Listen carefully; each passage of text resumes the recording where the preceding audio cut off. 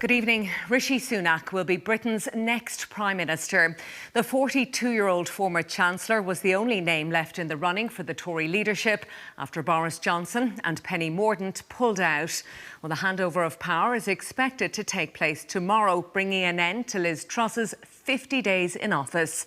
Our political correspondent Gavin Riley has been following the day's events. Charles may not have gone through the full procedures yet, but today Britain had a different coronation. I can confirm that we have received one valid nomination. Boris Johnson had the backers, but not wide enough support. Penny Mordaunt had support, but not quite enough backers.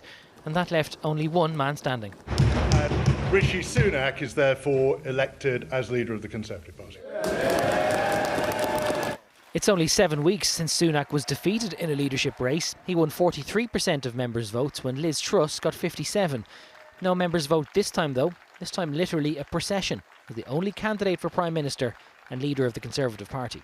The United Kingdom is a great country, but there is no doubt we face a profound economic challenge. We now need stability and unity, and I will make it my utmost priority to bring our party and our country together. His acceptance speech was light on content and on charisma. It fell to others to outline some of his policy positions. Earlier, the chair of the ERG, the backbencher group of Tory Brexiteers, revealed a position Sunak shares with Penny Mordaunt, which will be of interest to Ireland. They were both very, very clear, I would say adamant in fact, that if either of them were to become Prime Minister, they would take a robust position on the Northern Ireland Protocol up to and including invoking the Parliament Act if that became necessary. A clear indication of plans will come tomorrow. Liz Truss gets one more night in number 10. She'll visit the King to resign tomorrow. Sunak will then be appointed. His nominations for cabinet positions will be watched beyond Westminster. Gavin joins us now. He committed again today to going ahead with this bill to override the Northern Ireland Protocol. The Taoiseach is looking for negotiation, Gavin. Yeah, and the Taoiseach seems to believe that there is scope to do that, and he's not necessarily pointing at Rishi Sunak's own appointment, but rather looking at the change in tone that followed when Boris Johnson left and Liz Truss took over. Now, obviously, her premiership ends tomorrow, and we don't know who a Northern Secretary or who a Foreign Secretary might be in that instance, but certainly he was a little bit more optimistic. As it happens today, he was meeting Steve Baker, a junior minister in the Northern Ireland office today, and he came out of that seeming a little bit more optimistic about the prospect for negotiations to come. Sometimes we can overemphasise the personality dimension to this. There are very realpolitik issues.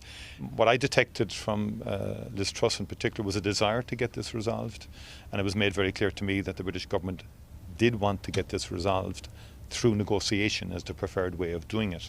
I would like to see that continue under a new British Prime Minister. That sort of idea that we would sort this out through a negotiated settlement. So the Taoiseach taking a more optimistic note than we might have heard under previous administrations, but it is worth remembering that when that protocol legislation went through the House of Commons, effectively trying to neuter the protocol within British law, there wasn't a single Conservative MP who voted against it. Rishi Sunak was a member of the Cabinet at the time. He had no qualms with that going through, and he was a Brexiteer back in 2016 when the referendum took place. So it's not necessarily a massive sea change, but maybe it just might be more of a pragmatic note. Rishi Sunak is seen as perhaps more of a pragmatist. He might be more willing to open negotiations and do a deal than others who were in that office may have been before him. All right, Gavin, thank you very much for that.